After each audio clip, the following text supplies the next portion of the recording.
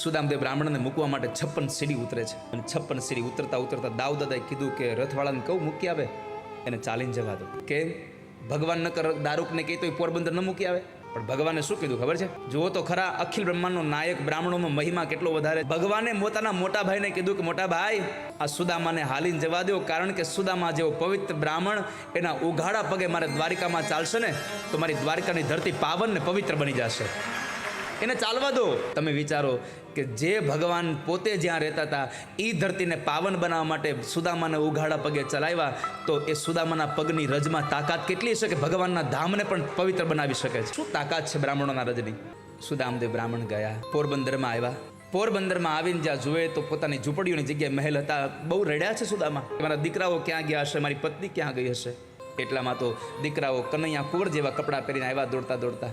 પિતાજી પિતાજી હાથ પકડીને લઈ ગયા. સુશીલા નારી 16 શણગાર સજી અને સોનાની થાળીમાં આરતી લઈ અને આરતી ઉતારવા આવ્યા. સૌથી પહેલા સુદામે પૂછ્યું, ઉભા રહો, આ બધું છે શું? આ બધું શું છે સુશીલા? ત્યારે સજળ નયને સુશીલાજી બોલ્યા છે, પતિદેવ તમે દ્વારિકા ગયા હતા ને? હા, તો બસ દ્વારકાવાળા તમારા મિત્ર કૃષ્ણએ આ બધું મોકલાયું છે.